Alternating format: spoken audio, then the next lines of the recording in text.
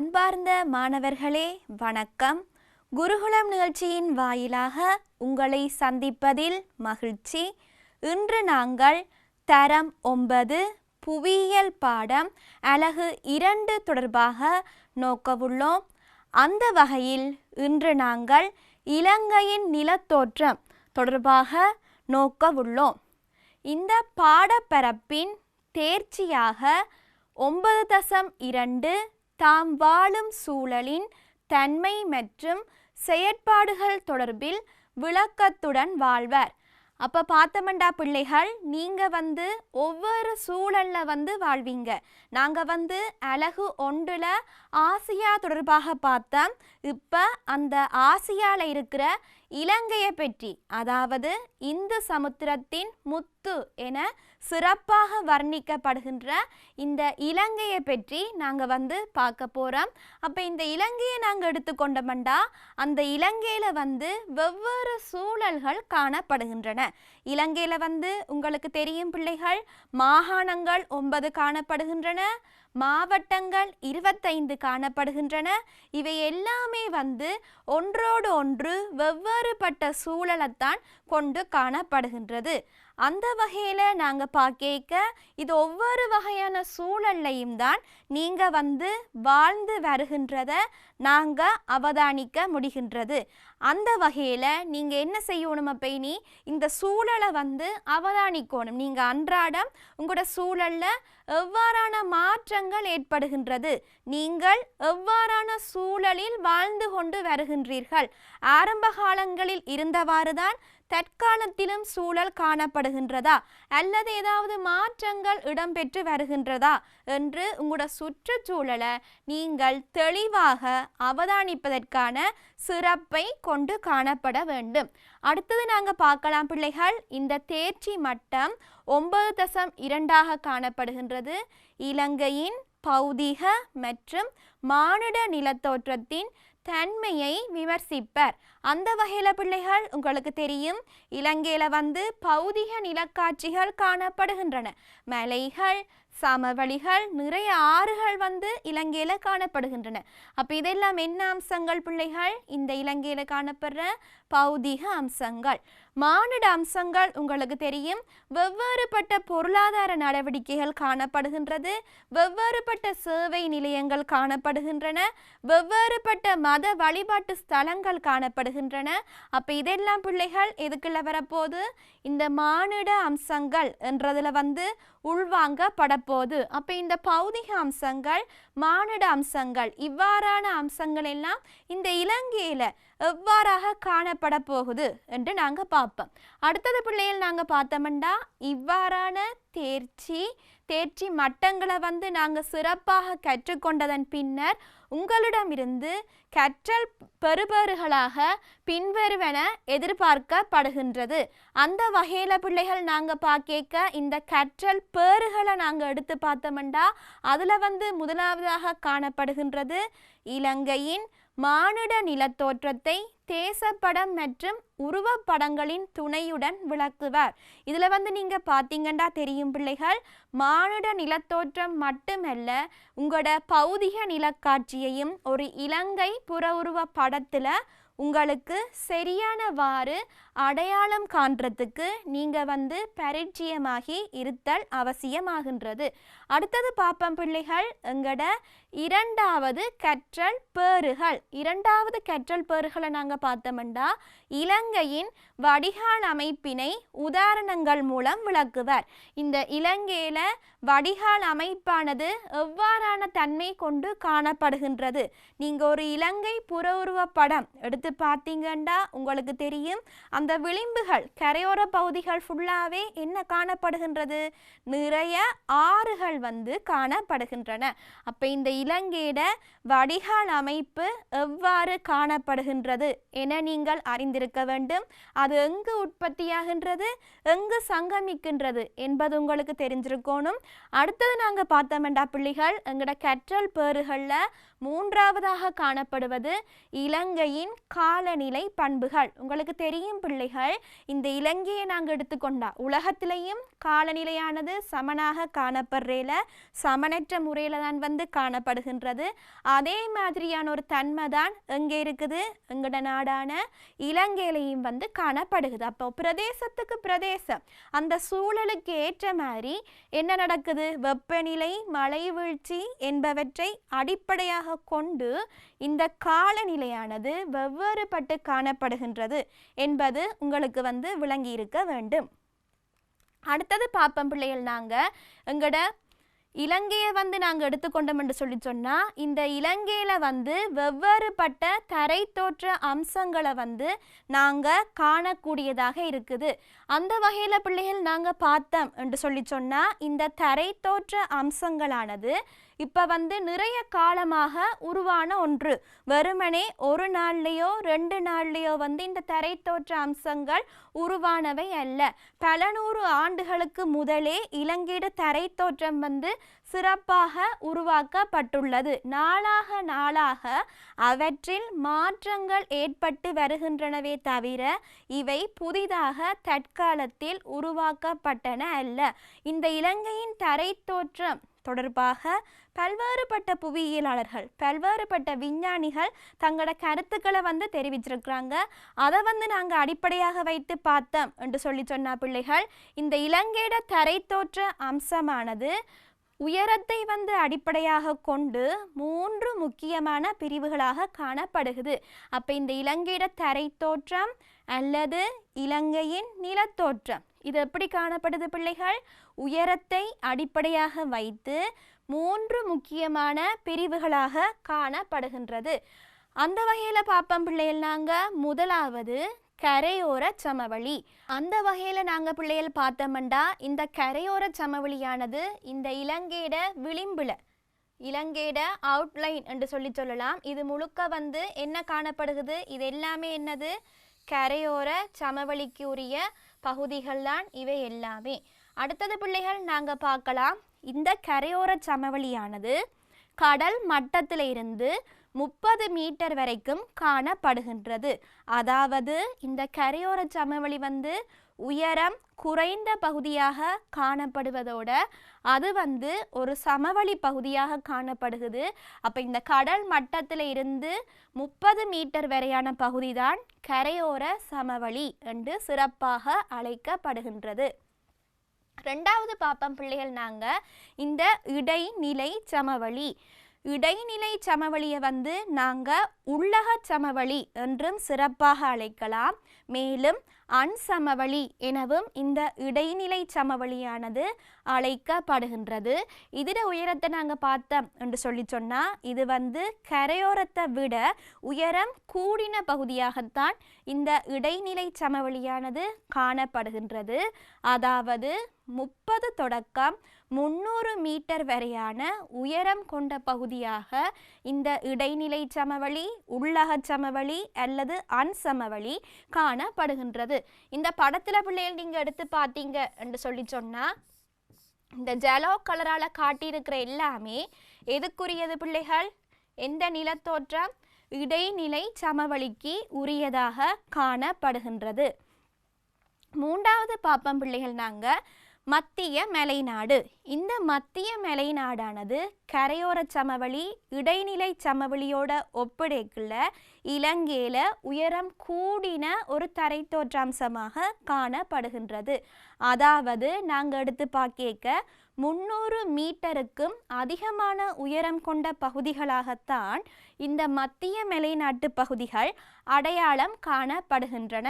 அப்போ இந்த மத்திய மலைநாட்டு பகுதியானது இந்த புற உருவ படத்தில், இலங்கை புற உருவ படத்தில் எங்கே இருக்குது என்று நாங்கள் நோக்கிக்க நீங்கள் பார்க்கலாம். இந்த நடுவில் வந்து ப்ரௌன் கலரால் காட்டியிருக்கிற எல்லாமே இலங்கையோட மத்திய மலைநாட்டுக்கு சொந்தமான பகுதிகளாகத்தான் காணப்படுகின்றது.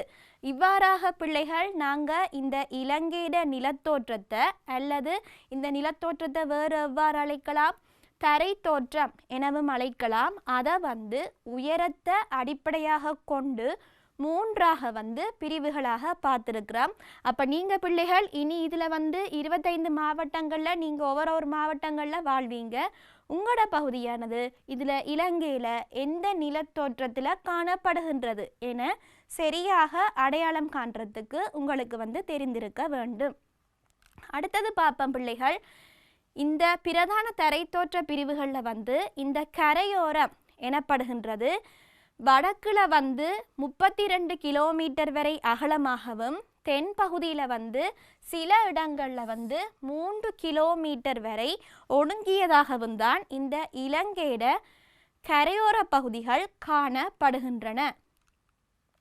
அடுத்ததாக பார்ப்போம் பிள்ளைகள், இந்த இலங்கையோட தரைத்தோற்ற பிரிவுகள். அந்த தரைத்தோற்ற பிரிவுகளில் வந்து நாங்கள் முதலாவதாக பார்க்க போகிறோம் இலங்கையோட கரையோரத்தை பற்றி பார்க்க போகிறோம். அப்போ உங்களுக்கு வந்து நான் சொல்ல முதலே தெரியும், இந்த கரையோரத்தில் வந்து நீங்கள் அதிகமாக என்னத்தை பார்த்துருப்பீங்க, நிறைய கடற்கரைகளை வந்து பார்த்துருப்பீங்க. நீங்கள் குட்டி குட்டி பிள்ளைகள் தானே, அப்போ இந்த கடலில் வந்து விளையாடுறதுக்கு உங்களுக்கு எப்படி இருக்கும், ஆசையாக இருக்கும். சனி ஞாயிறுனா நீங்கள் என்ன செய்வீங்க, கடலில் போய் மாலை பொழுத வந்து கழிப்பீங்க. அப்போ இந்த கடல் வந்து உங்களுக்கு ஒரு தெரிந்த ஒரு அம்சமாகத்தான் காணப்படுகின்றது. அப்போ இந்த கடற்கரையெல்லாம் நாங்கள் எங்கே அவதானிக்கலாம், இந்த கரையோர பகுதிகளில் வந்து இவ்வாறான கடற்கரைகளை நாங்கள் வந்து சிறப்பாக அவதானிக்கலாம். அது தவிர ஏனைய என்னென்ன தரைத்தோற்ற அம்சங்கள், அதாவது என்னென்ன கரையோர அம்சங்கள் இங்கு காணப்படுகின்றது என நாங்கள் நோக்கும் போது உதாரணங்களை வந்து பார்ப்போம். இதில் வந்து பிள்ளைகள் சில உதாரணங்கள் மாத்திரம் காட்டப்பட்டிருக்குது. இதை விட இலங்கையில் வந்து நிறைய உதாரணங்களை வந்து நீங்கள் இதில் சேர்த்து கொள்ளலாம். அந்த வகையில் பிள்ளைகள் நாங்கள் கலப்பை எடுத்து பார்த்தோம் என்று சொல்லி சொன்னால் உங்களுக்கு தெரியும், ஜாழ்ப்பாணம், புத்தளம், நீர்கொழும்பு, மட்டக்களப்பு, கொக்கிலாய் இதெல்லாம் வந்து கலப்புக்கு உதாரணங்களாக காணப்படுகின்றது. அடுத்ததாக குடாவை நாங்கள் எடுத்து பார்த்தோம் என்றா ஓலந்த, வெலிகம, அருகம்குடா, வெண்டல்ஸ், கொட்டியாரம் என்பன குடாவுக்கு உதாரணமாக காணப்படுகின்றது. குடா நாட்டுக்கு உதாரணமாக காணப்படுவது யாழ்ப்பாணம், கட்பட்டி என்பன குடா நாட்டுக்கு உதாரணமாக உள்ளன. தீவு, உங்களுக்கு தெரியும் தீவண்டா என்ன பிள்ளைகள், இலங்கையே ஒரு சின்ன தீவு, 4 பக்கமும் நீரால் சூழப்பட்ட ஒரு நிலப்பரப்பாக காணப்படுகின்றது. இந்த இலங்கையே வந்து குட்டி தீவு தான், ஆசியாட ஒரு குட்டி தீவு தான். அந்த வகையில் வந்து இலங்கையில் இப்போ என்னென்ன தீவுகள் காணப்படுது என்று நாங்கள் பார்த்தோம்டா ஊர்காவல்துறை, நெடுந்தீவு, கச்சை தீவு, மன்னார், இரணைமடு இவை வந்து இலங்கையில் காணப்படுகின்ற தீவுகளுக்கு உதாரணங்களாக உள்ளன. அடுத்தது நாங்கள் பார்ப்போம் பிள்ளைகள், இந்த சேற்று நிலங்களுக்கு நாங்கள் வந்து உதாரணங்களை எடுத்து பார்க்க முத்துராஜவெல, தேத்துவ வந்து சேற்று நிலங்களுக்கு உதாரணமாகவும், களிமுகம் இந்த களிமுகங்களை வந்து நாங்கள் சிறப்பாக டெல்டா எனவும் அழைக்கலாம். உங்களுக்கு தெரியும், இந்த மலைகளில் வந்து நதி காணப்படும். இந்த நதியானது கடலில் போய் சங்கமிக்கின்ற பகுதிகள் தான் என்னென்று அழைக்கப்படும், இது சங்கம பகுதி. இந்த சங்கம பகுதி தான் என்னது, களிமுகம். அதை வந்து நாங்கள் டெல்டா என்றும் அழைக்க முடியும். அந்த களிமுகத்துக்கு நாங்கள் உதாரணமாக பார்த்தா பிள்ளைகள் மகாபலி, கலாஓயா, மீயோயா என்பன களிமுகங்களுக்கு உதாரணமாக உள்ளன. கடல் ஓங்கல்கள், உங்களுக்கு தெரியும், நீங்கள் வந்து கடற்கரையை பார்க்க அந்த கடற்கரையில் வந்து நீங்கள் பார்த்தீங்க என்று சொல்லி சொன்னால் இது ஒரு கடற்கரையாக காணப்பட்டதுண்டா, அந்த கடற்கரைக்கு உள்ள சில ஓங்கல்கள் பாறைகளாக வந்து காணப்படும். வெளியில் அந்த கடற்கரையை அண்மித்ததாகவும் வந்து சில ஓங்கல்கள் வந்து காணப்படும். அதுக்கு உதாரணமாக வந்து கோணேஸ்வரம், உம்மான என்பன காணப்படுகின்றது. அடுத்தது வந்து நாங்கள் முனையை எடுத்து பார்த்தோம்டா பேதுரு தாளகால, அடுத்தது வந்து குதிரை மலை, தெய்வேந்திர, அடுத்தது வந்து சங்கமன் கந்த முனை, பவுள் முனை. திருப்பியும் சொல்கிறேன் பாருங்கோ, பேதுரு முனை, குதிரை மலை. அந்த வகையில் பிள்ளைகள் நாங்கள் வந்து முனையை எடுத்து பார்த்தோம் என்று சொல்லி சொன்னால் முனைக்கு உதாரணமாக பேதுரு, குதிரை மலை, தெய்வேந்திர முனை, சங்கமன் கந்த முனை, பவுள் முனை என்பன இந்த முனைக்கு உதாரணமாக காணப்படுகின்றன. நல்லது பிள்ளைகள், நாங்கள் வந்து இவ்வளவு நேரமாக இந்த இலங்கையில் காணப்படுற கரையோர அம்சங்களுக்கான உதாரணங்களை வந்து பார்த்துருந்தோம். இப்போ நாங்கள் பார்க்க போகிறோம் அவற்றுக்கான சின்ன சின்ன உங்களுக்கு ஈஸியான முறையில் குட்டியான வரைவிலக்கணங்களை வந்து நாங்கள் பார்க்க போகிறோம். அதில் பிள்ளைகள் பார்ப்போம். முதலாவது இலங்கையில் காணப்படுற சதுப்பு நிலத்துக்கு பார்க்க ஆறுகளால் கொண்டு வரப்படுகின்ற இந்த அடையல்கள் மண் மேடுகளாக என்ன செய்யப்படுகிறது, படிய விடப்படுகின்றது. அப்போ இந்த ஆறுகள் கொண்டு வர்ற அடையல்கள் மண்மேடுகளாக படிய விடப்படுறதாலையும், அடுத்தது வந்து தாழ் நிலங்களில் வந்து நீர் தேங்குவதாலையும், ஆறுகள் வந்து பெருக்கெடுப்பதாலையும், வடிவா பாருங்க பிள்ளைகள், 3 விதமான காரணங்கள் இதில் தந்திருக்குது.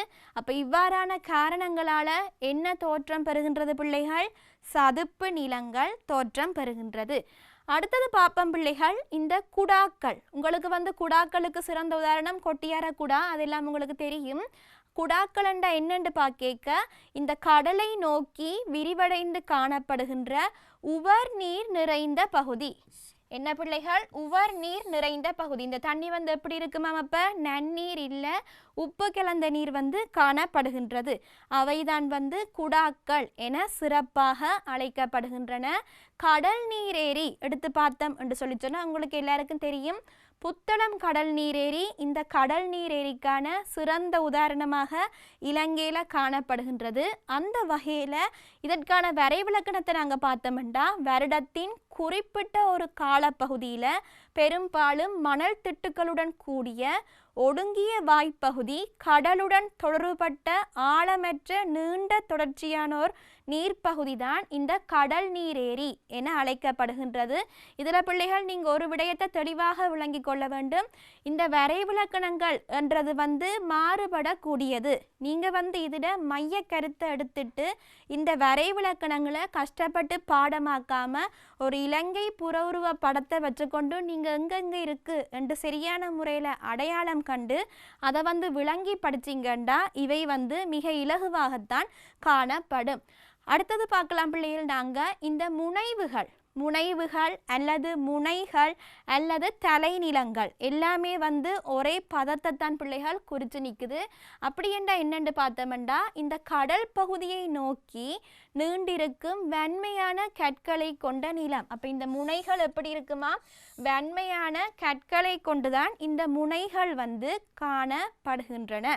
அடுத்தது பிள்ளைகள் பார்ப்போம், இந்த தீவுகள் என்னென்றா முழுமையாகவே எப்படி இருக்க போதாம், நீரால் சூழ்ந்திருக்கும். 4 பக்கமுமே வந்து வடக்கு, கிழக்கு, தெற்கு, மேற்கு ஆகிய 4 பக்கமுமே நீரால் சூழப்பட்ட, இது ஃபுல்லாகவே வந்து தண்ணியாகத்தான் இருக்கும், நீரால் வந்து சூழப்பட்ட ஒரு நிலப்பகுதி, நீரால் சூழப்பட்ட ஒரு சிறு நிலப்பகுதி தான் இந்த தீவுகள் என அழைக்கப்படுகிறது. உங்களுக்கு தெரியும், வட மாகாணத்தில் யாழ்ப்பாணத்தோட சேர்ந்ததாக நிறைய தீவுகள், குட்டி குட்டி தீவுகள் யாழ்ப்பாணத்துக்கு அருகாமையிலேயே காணப்படுகின்றன. அடுத்தது பிள்ளைகள், இந்த கரையோர ஓங்கல்கள் என்றால் என்னென்று நாங்கள் பார்ப்போம். அடுத்ததா கடற்கரையை அண்டி அரிப்புக்கு உள்ளாகாத பாறைகளை கொண்ட குத்துச்சரிவுள்ள பகுதி தான் பிள்ளைகள் இந்த ஓங்கல்கள் என்று அழைக்கப்படும். இப்போ இந்த கடலை நீங்கள் எடுத்து பார்த்தீங்கன்னா அங்கே வந்து என்ன இருக்க போகுது, கடல் அலைகளோட செயற்பாடு அங்கே காணப்பட போகுது. அப்போ அதுகளில் நீங்கள் பார்க்க குட்டி குட்டி குட்டி பாறைகள் வந்து இவற்றை அண்மித்ததாக காணப்படும். அப்போ இந்த தண்ணியும் வர வர அந்த பாறையில் இருக்கிற பருப்பொருட்கள் எல்லாம் என்ன நடக்க போகுது, அரித்தல் செயற்பாட்டுக்கு உள்ளாக போகுது. அப்போ அந்த பாறையில் இருக்கிற மென்மையான படைகள் என்ன நடக்கும், டக்கண்டு அரிக்கப்பட்டுடும். வெண்மையான படைகள் தான் என்ன செய்ய போகுது பிள்ளைகள், அந்த பாறையில் இருக்கிற வெண்மையான படைகள் எஞ்சி நிற்க போகுது. அப்படி இந்த எஞ்சி நிற்கிறது தான் என்னது, கரையோர ஓங்கல்கள். அடுத்தது நாங்கள் பார்க்கலாம் பிள்ளைகள், இந்த களிமுகங்கள். களிமுகங்களண்டா என்னென்று பார்த்தோம்டா, ஆறுகளால் கொண்டு வரப்படுகின்ற அடையல்கள் களிமுக பிரதேசத்தில் வந்து பதிவு செய்யப்படுறதால உருவாகின்ற விசிறி வடிவான நிலப்பகுதி. இந்த அடையல்கள் வந்து படிய விடைக்குள்ள விசிறி வடிவத்தில் வந்து காணப்படுகின்றது. இவ்வாறான வடிவம் கொண்ட ஒரு நிலப்பகுதி தான் இந்த களிமுகங்கள் என சிறப்பாக அழைக்கப்படுகிறது. இதை வந்து நாங்கள் டெல்டா எனவும் அழைக்க முடியும். அடுத்தது பாப்பம் பிள்ளைகள் நாங்கள் இந்த ஊதுதுளை என்ற என்னென்று சொல்லி சொன்னால் கடல் குகை ஒன்றின் ஊடாக நீரானது மேல் நோக்கி சிதறுவதன் காரணத்தால் ஒளியை எழுப்பும். இப்போ இதில் பார்த்தீங்கன்னா குகையோ அல்லது 2 பாறைகளோ காணப்படைக்க இந்த கடல் அலையானது அதிக வேகமாக வரைக்கும் நடக்கும், மேலெழும்பும். அலை என்ன செய்ய போகுது? மேலெழும்ப போகுது. அப்போ இவ்வாறாக இந்த அலை வந்து வேகமாக வரைக்க மேலெழும்பைக்கு என்ன செய்யும்? ஒரு உஸ்ஸென்ற சத்தத்தோட இந்த அலை வந்து மேலெழும். அப்போ இதுதான் என்னது? ஊதுதுளை என அழைக்கப்படுகின்றது. இது வந்து ஒரு ஒளியை எழுப்பி கொண்டுதான் இந்த அலைகள் வந்து மேலெழும்புகின்றன. இதை வந்து நீங்கள் சிறப்பாக எங்கு அவதானிக்கலாம் என்று சொல்லி சொன்னால் திருகோணமலை மாவட்டத்தில் நீங்கள் பார்க்கலாம். திருக்கோணேஸ்வரம் ஆலயம் காணப்படுகிறது. அந்த திருக்கோணேஸ்வரம் ஆலயத்தில் வந்து ராவணன் வெட்டு காணப்படுகின்றது. அதில் நீங்கள் இவ்வாறான ஊதுதுளைகளை சிறப்பாக அவதானிக்க முடிகின்றது. அடுத்தது நாங்கள் பார்ப்போம் பிள்ளைகள். இப்போ நாங்கள் பார்த்த இந்த கரையோர அம்சங்களை வந்து இந்த படங்களில் பார்க்க இதில் நீங்கள் பார்த்தீங்கன்னா தெரியும், இதில் ஒரு குடா வந்து காட்டியிருக்குது. இது வந்து உங்களுக்கு தெரியும் மட்ட களப்பு பகுதியில் காட்டியிருக்குது. இந்தா பாருங்க, இதில் வந்து ஒரு கடல் நீரேறி காட்டப்பட்டிருக்குது. இது ஒரு முனையாக காட்டப்பட்டிருக்குது. இங்கே நீங்கள் பார்த்தீங்கன்னா குட்டி குட்டி தீவுகள், இந்த யாழ்ப்பாணத்தை சார்ந்ததாக குட்டி குட்டி தீவுகள் நிறைய காணப்படுகிறது. எனவே பிள்ளைகள் நீங்கள் இவ்வாறான ஒரு இலங்கை படத்தில், இலங்கை புற உருவ படங்களில் இந்த கரையோர அம்சங்களை சிறப்பாக அவதானிக்கிறதுக்கு தெரிந்திருக்க வேண்டும். அடுத்தது நாங்கள் பார்ப்போம் பிள்ளைகள். இவ்வளவு நேரமாக இந்த கரையோர அம்சங்கள் தொடர்பாக பார்த்துருந்தோம். இப்போ நாங்கள் அதற்கான விளக்க படங்களை பார்த்தோம் என்று சொல்லி சொன்னால் இதில் பாருங்க பிள்ளைகள், புத்தளம் கடல் நீரேறி காட்டப்பட்டிருக்குது. பார்க்குறதுக்கு எப்படி இருக்குது? ஒரு அழகான காட்சி தருகுது. இதில் நீங்கள் பார்த்தீங்கன்னா நடுவில் மணலோடு சேர்ந்து பச்சை நிறத்தில் வந்து குட்டி குட்டி தாவரங்களும் காணப்படுகின்றது. அடுத்தது நீங்கள் பாருங்க பிள்ளைகள், இங்கே கடலோட சேர்ந்ததாக பெரிய பெரிய பாறைப்படைகள். எவ்வாறான பாறைப்படைகள் என்று உங்களுக்கு சொன்னால் வெண்மையான பாறைப்படைகள். இவ்வாறான வெண்மையான பாறைப்படைகள் தான் என்னென்று அழைக்கப்படுகிறது பிள்ளைகள்? ஓங்கல்கள் என அழைக்கப்படுகின்றது. இது வந்து பாருங்க, இந்த சதுப்பு நிலம் நீர் தேங்கி காணப்படுகிறது. இந்த பகுதியெல்லாம் நீர் கொண்ட பகுதியாகத்தான் காணப்படுகின்றது. இதில் தாவரத்திர வேர்களையும் பார்த்தீங்கன்னா ஒரு வித்தியாசமான அமைப்பில் தான் இது வந்து காணப்படுகிறது. அடுத்தது நீங்கள் பார்க்கலாம் இந்த அருகம்குடா. இந்த அருகம்குடா அங்கே இருக்குது, கிழக்கு மாகாணத்தில் அம்பாறை மாவட்டத்தில் காணப்படுகின்றது. இது வந்து சுற்றுலாவுக்கும் ஒரு பிரசித்தி பெற்ற இடமாக காணப்படுகின்றது. அடுத்தது வந்து இதில் ஒரு தீவுக்கான உதாரணம் உங்களுக்கு சிறப்பாக காட்டப்பட்டிருக்குது. அடுத்தது வந்து இது மட்டக்களப்பு களிமுகம் காட்டப்பட்டிருக்குது. இந்த பாருங்க, இதுதான் ஊதுதுளை. 2 பாறைகள் காணப்படுகிறது. அந்த 2 பாறைக்கு இடையால நீரானது என்ன செய்யுது? மேலெழுகுது. ஒரு சென்ற சத்தத்தோட மேலெழும் போது அதுதான் என்னென்று அழைக்கப்படுது பிள்ளைகள்? இந்த ஊதுதுளை என அழைக்கப்படுகின்றது. நல்லது பிள்ளைகள், நாங்கள் வந்து இவ்வளவு நேரமும் இலங்கையிட கரையோர சமவெளிகளில் எவ்வாறான அம்சங்கள் காணப்படுகிறது என்று பார்த்தோம். அதற்கான விளக்கப்படங்கள், வரைவிலக்கணங்கள், உதாரணங்கள் நாங்கள் பார்த்திருந்தோம். தற்போது பிள்ளைகள் நாங்கள் பார்ப்போம் இந்த உள்ளக சமவெளி அல்லது இடைநிலை சமவெளி அல்லது அன்சமவெளியில் எவ்வாறான பௌதிக அம்சங்கள் காணப்படுகின்றன என நாங்கள் வந்து நோக்குவோம். அந்த வகையில் பிள்ளைகள் இந்த இடைநிலை சமவெளியானது வடக்கில் வந்து அகன்றும், இலங்கையிட வடக்கு பக்கத்தில் வந்து அகன்றும், தெற்கில் இலங்கையிட கீழ் பக்கத்தில் வந்து குறுகியதுமாகத்தான் இந்த சமவெளிகள், அதாவது இந்த இடைநிலை சமவெளிகள் காணப்படுகின்றன. இந்த இடைநிலை சமவெளிகளுக்கான உதாரணங்களை நாங்கள் எடுத்து பார்த்தோம்னா சமாந்தரமான மலைத்தொடர்கள், எச்சக்குன்றுகள் என்பன இதற்கான சிறந்த உதாரணங்களாக காணப்படுகின்றது. அந்த வகையில் பிள்ளைகள் நாங்கள் பார்க்கலாம் இந்த சமாந்தரமான மலைத்தொடர் என்னென்று நாங்கள் பார்க்க 2 மலைத்தொடர்கள் வந்து சமாந்தரமான அமைப்பில் காணப்பட்டதுண்டா அதை வந்து நாங்கள் சமாந்தர மலைத்தொடர்கள் என அழைக்கலாம். அதற்கு உதாரணமாக நாங்கள் பார்க்க வடமேற்கு, அடுத்தது வந்து தென்கிழக்கு திசை நோக்கி பரந்துள்ள இறக்குவானை மலைகள் மற்றது வந்து புழுத்தோட்ட குன்றுகள் வந்து இந்த சமாந்தரமான மலைத்தொடர்களுக்கான உதாரணங்களாக காணப்படுகின்றன. அடுத்தது பிள்ளைகள் நாங்கள் பார்க்கலாம் இந்த எச்ச குன்றுகள். இப்போ உங்களுக்கு தெரியும் குன்றுகள் என்றது வந்து பிள்ளைகள் பாறைகள்லையும் பார்க்க சிறிதாக காணப்படுறது தான் இந்த குன்றுகள்.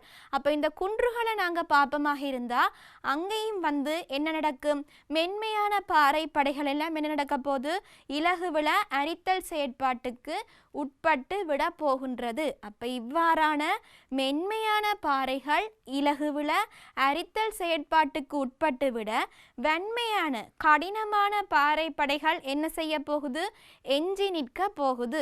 அப்போ அவைதான் எவ்வாறாக காட்சி தரப்போகுது, இந்த எச்ச குன்றுகளாக காட்சி தர போகுது. அதற்கும் பிள்ளைகள் இதில் வந்து உதாரணங்கள் காட்டியிருக்குது. கதிர்காமம், திம்புலகெல, சிகிரியா, ரித்திகெல, மிகிந்தல, கோவிந்தகெல இதெல்லாமே வந்து பிள்ளைகள் இந்த எச்ச குன்றுகளுக்கு உதாரணமாக காணப்படுகிறது.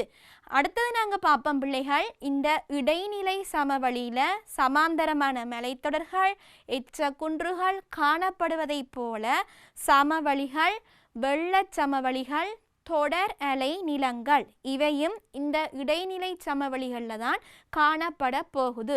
அந்த வகையில் பிள்ளைகள் நாங்கள் பார்த்தோம் என்று சொன்னால் இந்த சமவெளி என்ற என்னண்டா மென்சாய்வான ஒரு நிலம். உயரம் குறைந்த சமனான நிலங்கள் வந்து சமவெளிகள் என அழைக்கப்படுகின்றன. இவற்றை வந்து பிள்ளைகள் நாங்கள் இலங்கையிட கரையோரத்தில் வந்து சிறப்பாக இவ்வாறான சமவெளி பகுதிகளை வந்து அவதானிக்கலாம். எப்படி இருக்கும் பிள்ளைகள், இது சமனான நிலங்களாக வந்து இருக்கும், உயரம் மிக மிக குறைவான சமவெளி பகுதிகளாக வந்து காட்சி தரும். இதை நீங்கள் எடுத்து பார்த்தீங்க என்று சொன்னால் மென் சாய்வான பகுதிகளாகத்தான் காணப்படும். இவ்வாறான சமவெளிகள் பிள்ளைகள் அடிக்கடி வெள்ளப்பெருக்கின் தாக்கத்துக்கு உட்படுகின்ற போது அவற்றை நாங்கள் எவ்வாறு அழைப்போம், வெள்ளச் சமவெளிகள் என அழைப்போம்.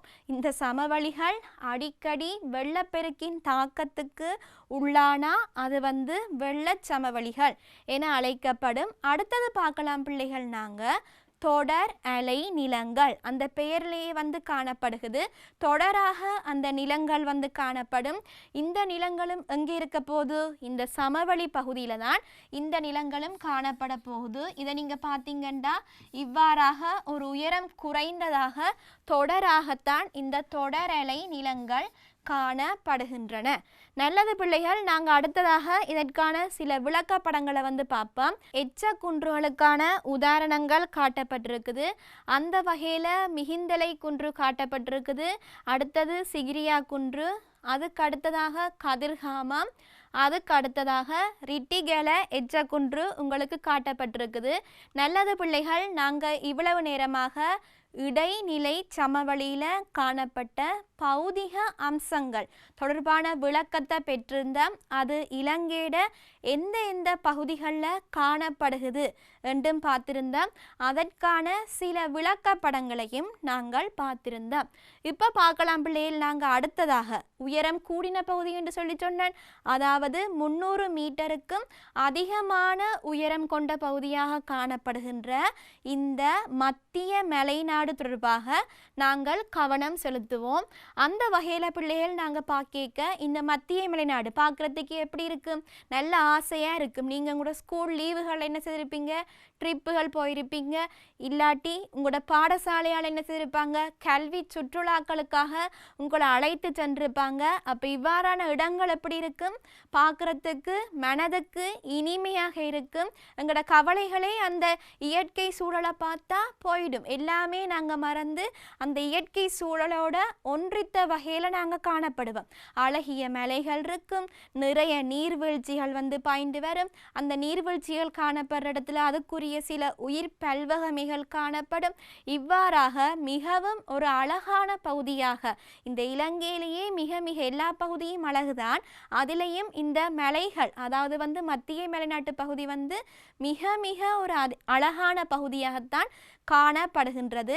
இவ்வாறான பகுதிகளை வந்து இவ்வாறான பகுதிகளில் நீங்கள் வாழாட்டியும் இதை வந்து நீங்கள் போய் பார்க்கலாட்டியும் நீங்கள் வந்து யூடியூப்லேயோ அல்லது கூகுள்லேயோ சர்ச் பண்ணி எங்களோட இலங்கையிலையும் வந்து இவ்வாறான அழகிய இடங்கள் காணப்படுகின்றதா என்றதை வந்து நீங்கள் பார்த்து கொள்ளுங்க. நீங்களே வந்து வியந்து போகிற அளவுக்கு இவை வந்து மிக அழகான பகுதிகளாக காட்சி தருகின்றன. அந்த வகையில் பிள்ளைகள் நாங்கள் இந்த மலை தொடர்கள் எடுத்து பார்க்க சிவனொளி பாத மலை, நமுனுகுல மலை, நக்கிள்ஸ் மலை, ஹப்புத்தல, பீதுரு தாளகால இது எல்லாமே பிள்ளைகள் இந்த மலை தொடர்களுக்கு உதாரணங்களாக காணப்படுகின்றன. ரெண்டாவது பாப்பம் பிள்ளைகள் இந்த மத்திய மலைநாட்டில் காணப்படுற அடுத்த தரை தோற்ற அம்சம் ஒன்று இந்த மேட்டு நிலங்கள். மேட்டு நிலங்களண்டா உங்களுக்கு தெரியும் பிள்ளைகள், உயரமான மலைப்பகுதிகளில் காணப்படுற தட்டையான நிலங்கள். அதாவது இவ்வாறாக உயரமான மலைகள் காணப்பட்டால் இங்கே காணப்படுற இந்த தட்டையான நிலங்கள் தான் இது மேட்டு நிலங்கள் என சிறப்பாக அழைக்கப்படுகின்றது. இந்த மேட்டு நிலங்களுக்கு நாங்கள் வந்து இலங்கையில் உதாரணம் பார்ப்போமாக இருந்தால் ஒன்று வந்து கண்டி மேட்டு நிலம், அடுத்தது வந்து ஹட்டன் மேட்டு நிலம், வெளிமடை மேட்டு நிலம், மகவெலதன்ன மேட்டு நிலம், கொஸ்லந்த மேட்டு நிலம் இதெல்லாம் பிள்ளைகள் இலங்கையிட மேட்டு நிலங்களுக்கு உதாரணமாக காணப்படுகின்றன. இதில் நீங்கள் பார்க்கலாம் சிவனொளி பாத மலை உங்களுக்கு காட்டப்பட்டிருக்குது. இதில் வந்து நீங்கள் பாருங்கள் ஹப்புத்தலை காட்டப்பட்டிருக்குது. அடுத்தது பார்த்தீங்கன்னா நமுனுகுல மலை, இது வந்து நீங்கள் உங்களுக்கு தெரியும் பீதுரு தாளகால மலை. அடுத்தது பிள்ளைகள் இது நக்கிள்ஸ் மலை. அடுத்ததாக ஹட்டன் மேட்டு நிலம், நீங்கள் அதில் வந்து மலைகள் பார்த்துருந்தீங்க, இதில் வந்து மேட்டு நிலங்களை பார்க்கலாம். ஹட்டன் மேட்டு நிலம், வெளிமடை மேட்டு நிலம். அப்போ இதெல்லாமே எப்படி இருக்குது, மிக மிக அழகாக ஒரு பச்சை கம்பளம் போர்த்தினா போல இதெல்லாமே வந்து கண்ணுக்கு இனிமையாக பச்சை பசேல் என்று இந்த பகுதிகள் வந்து காட்சி தருகின்றது. அடுத்தது பார்க்கலாம் பிள்ளைகள், நாங்கள் என்னென்ன பார்த்தோம், மலைகள் பார்த்தோம், மேட்டு நிலங்கள் பார்த்தோம். நாங்கள் மூன்றாவதாக எதை பற்றி பார்க்க போகிறோம், இந்த அழகிய நீர்வீழ்ச்சி. எங்களை கொண்டே நீர்வீழ்ச்சியில் எல்லாம் குளிக்க விட்டு எங்களுக்கு எப்படி இருக்கும், நல்ல சந்தோஷமாக இருக்கும். அது மாதிரி தான் இப்போ இந்த சந்தோஷத்தோடைய இந்த நீர்வீழ்ச்சியை வந்து நாங்கள் பார்ப்போம். ஒன்று வந்து என்னது பம்பரகந்த நீர்வீழ்ச்சி, அடுத்தது வந்து குருந்து ஓய நீர்வீழ்ச்சி, தியலும நீர்வீழ்ச்சி, கிரிந்தி எல்ல நீர்வீழ்ச்சி, ரம்போட, லக்ஷபான, ரத்ன இது எல்லாமே வந்து இந்த மத்திய மலைநாட்டில் காணப்படுகின்ற நீர்வீழ்ச்சிகளுக்கு உதாரணங்களாக இருக்குது. இதை விட பிள்ளைகள் நிறைய மலைகள், நிறைய மேட்டு நிலங்கள், நீர்வீழ்ச்சிகள் எல்லாம் காணப்படுகின்றது. இதில் வந்து உங்களுக்கு சில உதாரணங்கள் காட்டப்பட்டு உள்ளன. அடுத்தது பார்ப்போம் பிள்ளைகள் கணவாய். கணவாய்ண்டா என்ன, நீங்கள் சாப்பிட்ற கணவாயா இல்லை, அப்போ அது என்னது, எப்படி இருக்கும், அது எப்படி இருக்கும் என்று சொல்லி சொன்னால் ரெண்டு மலைகளுக்கு இடைப்பட்ட இந்த பகுதி இதுதான் பிள்ளைகள் கணவாய் என அழைக்கப்படுகின்றது. ரெண்டு மலைகளுக்கு இடைப்பட்ட பகுதியானது கணவாய் என அழைக்கப்படுகின்றது. அந்த வகையில் நாங்கள் இலங்கையில் காணப்படுகின்ற இந்த கணவாய்களுக்கு உதாரணங்களை பார்த்தோம்னா ஒன்று வந்து கலகெதர கணவாய், பழன கணவாய், அடுத்தது வந்து கினிகன்ஹென கணவாய், பழக்கடுவை கணவாய், அப்புத்தல கணவாய் இது எல்லாமே பிள்ளைகள் கணவாய்களுக்கு உதாரணமாக இருக்குது. இதில் பாருங்க உங்களுக்கு வந்து நீர்வீழ்ச்சிக்கான சில விளக்க படங்கள் வந்து காட்டியிருக்குது.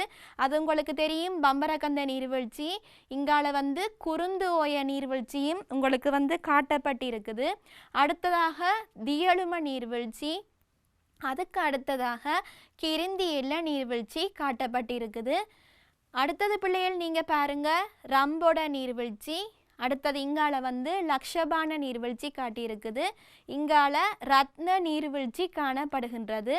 இவ்வாறாக பிள்ளைகள் நாங்கள் இந்த இலங்கையிட நிலத்தோற்றத்தை உயரத்தை அடிப்படையாக வைத்து 3 பிரிவுகளாக வந்து பார்த்தோம். அந்த 3 பிரிவுகளையும் வந்து நாங்கள் தனித்தனியாக எடுத்து அதோட விசேடத்துவம் பற்றி நாங்கள் வந்து சிறப்பாக பார்த்துருக்குறோம். இனி நாங்கள் பார்க்க போகிறது பிள்ளைகள் இந்த இலங்கையில் எவ்வாறாக நீர் வடிகால் அமைப்புகள் காணப்படுகின்றது என நாங்கள் பார்க்க போகிறோம். அப்போ உங்களுக்கு தெரியும் இலங்கையில் வந்து நாங்கள் என்ன செய்கிறோம், எங்களோட தேவைக்கு ஏற்ற மாதிரி நீரை வந்து நாங்கள் வீண் விரயமும் படுத்துகிறோம், நல்லா பாவிச்சு கொள்கிறோம். அப்போ இப்படியான நீர் வந்து எங்களுக்கு எங்கே இருந்து கிடைக்கப்படுது, இதற்கான மூலாதாரமாக என்னென்ன காணப்படுகிறது என்று நாங்கள் பார்ப்போம். அந்த வகையில் வந்து நாங்கள் பார்க்க பிள்ளைகள், இந்த இலங்கையில் ஒரு சிறப்பு என்னென்னா, இலங்கை வந்து ஒரு குட்டி தீவாக காணப்பட்டாலும் அங்கே வந்து 103 1 2 இல்லை 103 ஆறுகள் சிறப்பாக காணப்படுகின்றன. அந்த 103 ஆறுகளை வந்து நீங்கள் எடுத்து பார்க்க அங்கே 34 ஆறுகள் என்ன செய்தாமா இந்த மத்திய மலைநாட்டு பகுதிகளில் வந்து ஊற்றெடுக்கின்ற தன்மையை நீங்கள் நோக்க முடிகின்றது. அடுத்ததாக முக்கியமான இன்னொரு விடயம் பிள்ளைகள், இந்த ஆறுகளில் இந்த 103 ஆறுகளில் 80% ஆறுகள் வந்து எங்கே காணப்படுகிறது என்று நாங்கள் பார்க்க இலங்கையிட வறண்ட வெளிய பகுதியில் தான் இவ்வாறான ஆறுகள் காணப்படுகின்றன.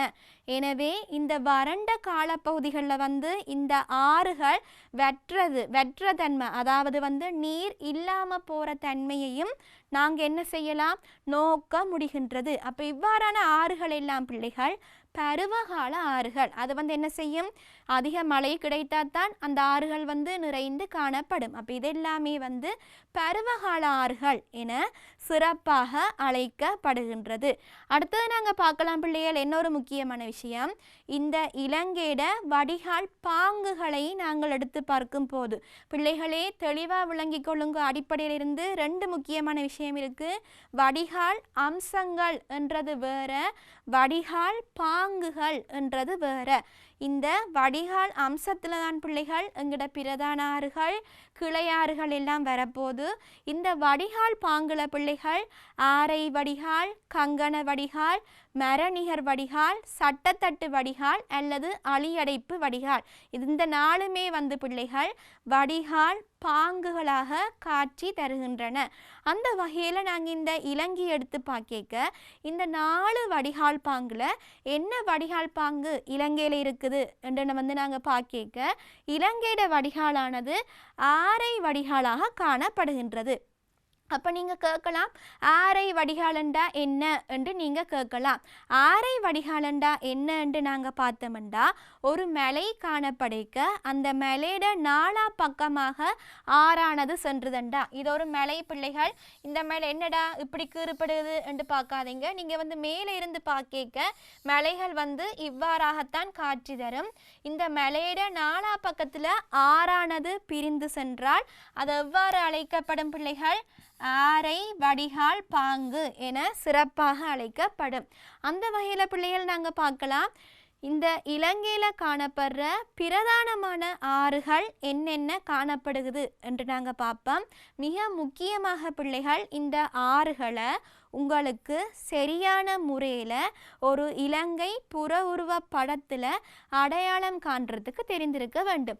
அந்த வகையில் பிள்ளைகள் நீங்கள் இதில் பார்க்க உங்களுக்கு வந்து பேயாறு, மாஓயா, அடுத்தது வந்து மாதிரி ஓயா, கெல்லோயா, கிரிந்தியோயா, வில்லோயா, அடுத்தது நீங்கள் பார்த்தீங்கன்னா வளவ கங்கை, ஜின் கங்கை, கழுகங்கை, கழனி கங்கை, மகா ஓயா, தெதிரு ஓயா, கலா ஓயா, அருவியாறு, நாயாறு, பாலியாறு போன்ற பல ஆறுகள் இதில் வந்து காட்டப்பட்டிருக்கின்றன.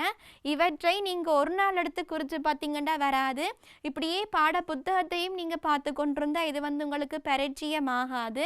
அப்போ என்ன செய்யணும் என்று கேட்டிங்கன்னா, இலங்கை புற உருவப்படம் வாங்குங்க. 1 வாங்காதீங்க, 2 வாங்காதீங்க, நிறைய புற உருவப்படங்கள் வாங்கி திருப்பி நீங்கள் வந்து அதை குறித்து பார்க்க கஷ்டப்பட்டு பாடமாக்க வேண்டாம். நீங்கள் விளக்கமாக எடுத்துக்கொண்டு ஒருக்கா பிளவரும் 2 தரக்கா பிளவரும் அங்கால நீங்கள் குறிக்க அது வந்து கட்டாயமாக உங்களுக்கு சரியாக வந்து அமையும்.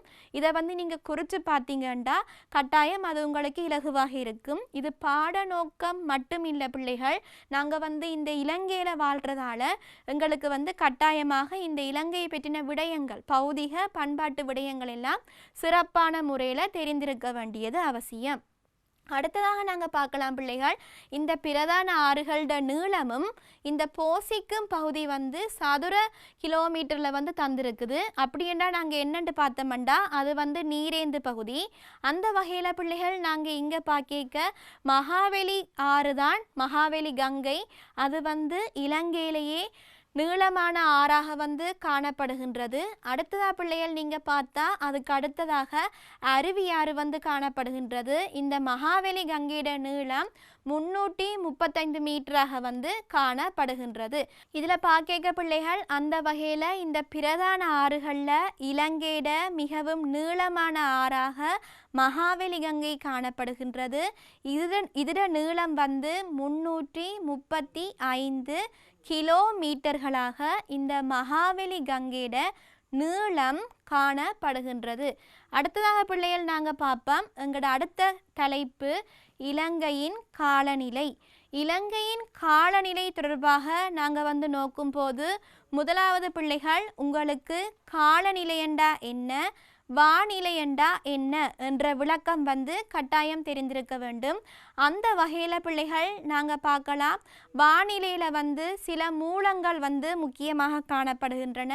வெப்பநிலை, மழை வீழ்ச்சி, இதெல்லாம் வந்து அமுக்கங்கள், காற்றுக்களோட பரம்பல், ஈரப்பதன் எல்லாம் முக்கியமான வானிலை மூலகங்கள். இந்த வானிலை என்றது பிள்ளைகள் ஒரு குறுகிய கால செயற்பாடு. மற்றது வந்து நாங்கள் பார்க்க காலநிலை என்றது வந்து ஒரு நீண்ட காலமான செயற்பாடாகத்தான் காணப்படுகின்றது. சராசரி 30 ஆண்டுகளாக தொகுத்த ஒரு தரவாத்தான் இந்த காலநிலை காணப்படுகின்றது.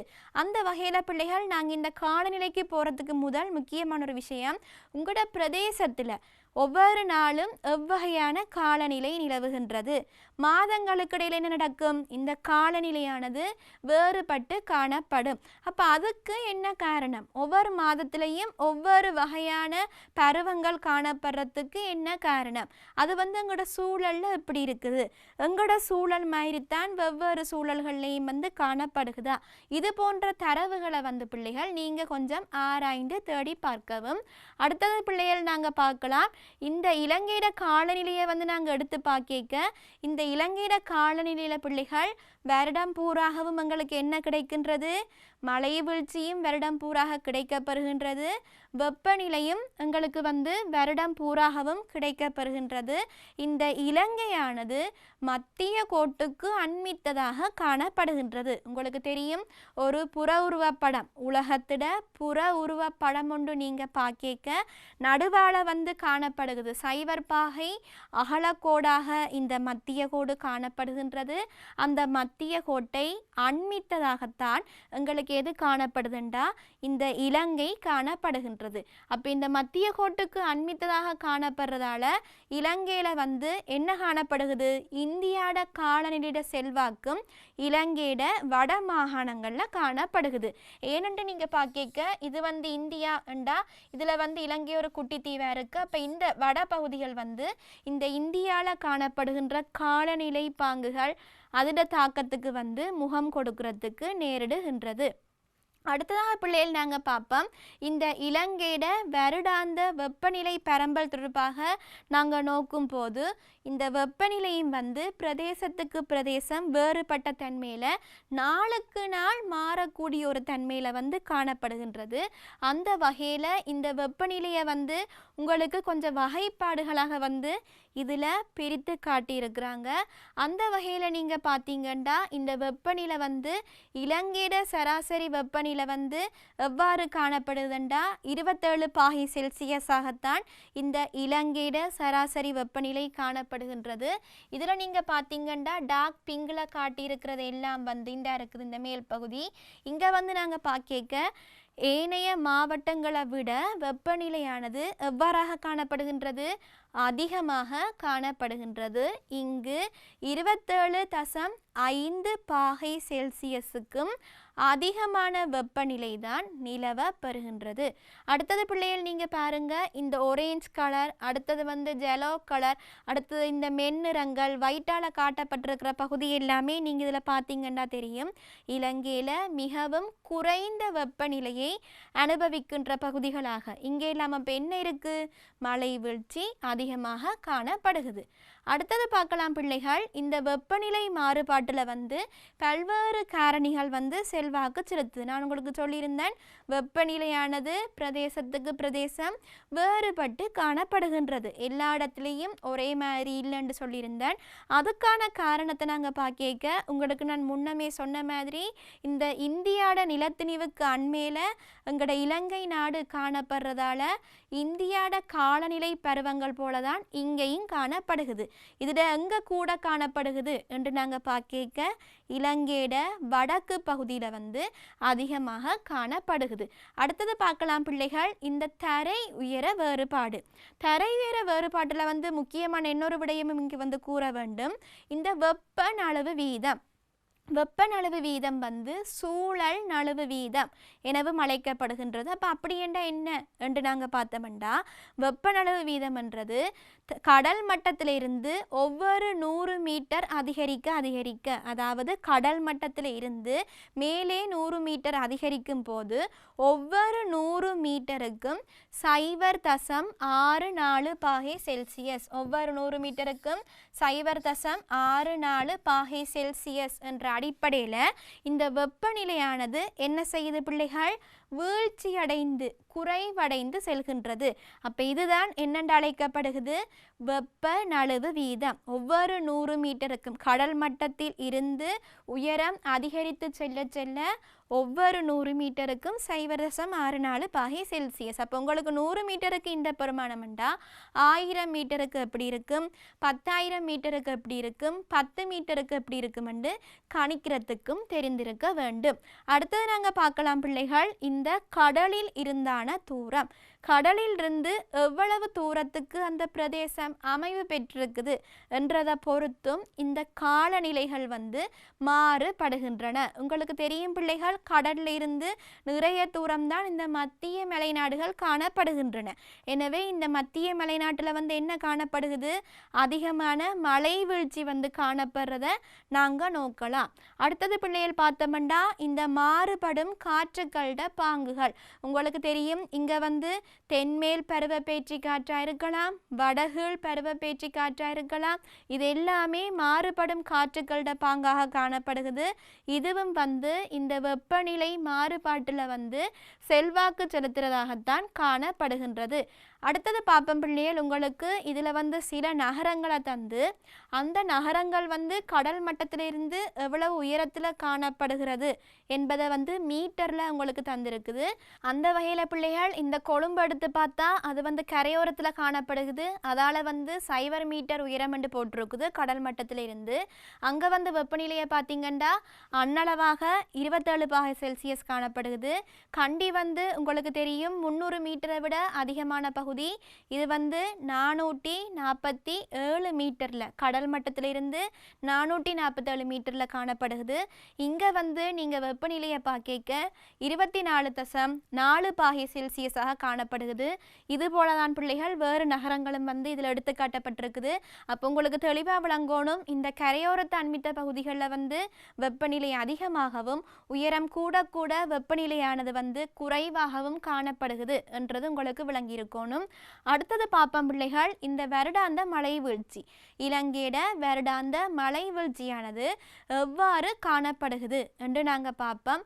உங்களுக்கு தெரியும், குறிப்பிட்ட ஒரு காலப்பகுதியில் குறிப்பிட்ட ஒரு நேரத்தில் வந்து கிடைக்கின்ற ஒரு குறிப்பிட்ட பிரதேசத்தில் குறிப்பிட்ட காலப்பகுதியில் கிடைக்கின்ற மொத்த மழை வீழ்ச்சி தான் வந்து மொத்த மழையோட அளவு தான் வந்து மழை வீழ்ச்சி என்று அழைக்கப்படுகிறது. இங்கே வந்து காலமும் அடுத்தது வந்து பகுதியும் வந்து முக்கியமான ஒன்றாக காணப்படுகிறது.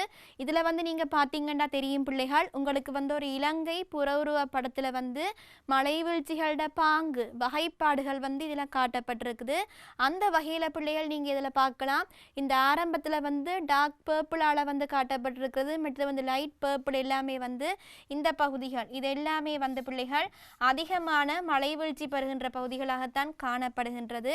ஏனைய பகுதிகள் வந்து மழை வீழ்ச்சி ஒப்பீட்டளவில் வந்து குறைவாக, நீங்கள் முக்கியமாக பார்க்க இந்த கரையோர பகுதிகளில் வந்து மழை வீழ்ச்சி இந்த குருத்து பச்சையில் காட்டியிருக்குது. இங்கே எல்லாமே வந்து மழை வீழ்ச்சி குறைவாக இருக்கிறத பார்க்கலாம். மிகவும் குறைவாக வந்து காணப்படுறது இந்த மழை வீழ்ச்சி இந்த அம்பாந்தோட்டை பகுதியில் வந்து குறைவாக இருப்பதாக அடையாளப்படுத்தப்பட்டிருக்குது. அதாவது வந்து இங்கு வருட சராசரி மழை வீழ்ச்சியின் அளவே வந்து 750 தொடக்கம் 1000 மீட்டர் வரைக்கும் தான் காணப்படுதாமாம். அடுத்தது நாங்கள் பார்க்க இந்த மத்திய வெளிநாட்டு பகுதிகள் அண்மித்த பகுதிகளில் வந்து 5000 மில்லிமீட்டர் தொடக்கம் 6000 மில்லிமீட்டர் வரைக்கும் இந்த மழை வீழ்ச்சி அதாவது வருட சராசரி மழை வீழ்ச்சியானது காணப்படுகின்ற தன்மையை நாங்கள் நோக்க முடிகின்றது. அடுத்தது பார்ப்போம் பிள்ளைகள், மிகவும் ஒரு முக்கியமான விடயம், இந்த இலங்கைக்கு எவ்வாறான முறைகளில் மழை வீழ்ச்சியானது கிடைக்க பெறுகின்றது என நாங்கள் நோக்குவோம். அதில் வந்து ஒன்று மேற்காவுகை மழை, அடுத்தது வந்து பருவக்காற்று மழை, அடுத்தது வந்து சூறாவளி மழை. இந்த மூன்று முறைகளும் தான் பிள்ளைகள் இலங்கைக்கு மழை வீழ்ச்சி கிடைக்கின்ற முக்கியமான ஒரு மூலங்களாக வந்து காணப்படுகிறது. அந்த வகையில் நாங்கள் இதில் பருவக்காற்று மழையை வந்து எடுத்து பார்க்க பருவக்காற்று மழை அல்லது பருவப்பேற்றி காற்று என்றும் நாங்கள் இதை வந்து அழைக்கலாம். அது வந்து ரெண்டாக காணப்படுகிறது. ஒன்று வந்து வடகீழ் பருவப்பேற்றி காற்று, அடுத்தது வந்து தென்மேல் பருவப்பேற்றி காற்று. அடுத்தது பார்ப்போம் பிள்ளைகள், நாங்கள் இந்த மேற்காவுகை மழை தொடர்பாக நாங்கள் நோக்கும் போது அது வந்து 2 பருவமாக காணப்படுகின்றது. ஒன்று வந்து முதல் பருவம், அடுத்தது வந்து 2ஆம் இடைப்பருவம். அப்போ இந்த முதல் இடைப்பருவம் எப்போ காணப்படுகிறது என்று நாங்கள் பார்த்தோம்னா இந்த மார்ச் தொடக்கம் ஏப்ரல் பகுதியிலையும், 2ஆம் இடைப்பருவமானது செப்டம்பர் தொடக்கம் அக்டோபர் மாதங்கள்லையும் வந்து காணப்படுகிறது. அப்போ நீங்கள் கேட்கலாம், இந்த மேற்காவுகை மழையண்டா என்னன்னு கேட்கலாம். நீங்கள் பார்க்கலாம் பிள்ளைகள், விடியேல வெப்பம் வந்து காணப்படும், வானம் எல்லாம் நல்லா தெளிவாக இருக்கும். திடீரென்று நீங்கள் பார்த்தீங்கன்னா மாலை வேளைகள் இரவு வேளைகளில் வந்து வானம் எல்லாம் முகில்கள் நிறைந்ததாகவும், திடீரென்று பார்த்தீங்கன்னா இடியுடன் கூடிய மழையும் வந்து காணப்படும். அப்போ இவ்வாறான மழைதான் என்னது பிள்ளைகள், மேற்காவுகை மழை என்று அழைக்கப்படுகின்றது. இந்த மேற்காவுகை மழை வந்து திடீரென்று ஏற்படுகின்றது. இதை வந்து இடிமின்னல் மழை எனவும் சிறப்பாக நாங்கள் அழைக்க முடியும். அடுத்தது நாங்கள் பார்ப்போம் பிள்ளைகள், இந்த பருவக்காற்று மழையை நாங்கள் எடுத்து பார்த்தோம் என்று சொல்லி சொன்னால் அதில் வந்து நாங்கள் முதலாவதாக பார்ப்போம் என்னது, தென்மேல் பருவக்காற்று மழை. இந்த தென்மேல் பருவக்காற்று மழையை நாங்கள் எடுத்து பார்த்தோம் என்று சொல்லி சொன்னால் உங்களுக்கு தெரியும், இலங்கையோட தென்மேல் பக்கத்தால் வீசுகிற காற்று அது வந்து என்னென்று அழைக்கப்பட போகுது, தென்மேல் பருவப்பேற்றி காற்று. இந்த பக்கம் எல்லாமே என்னது, தென்மேல் பக்கம்.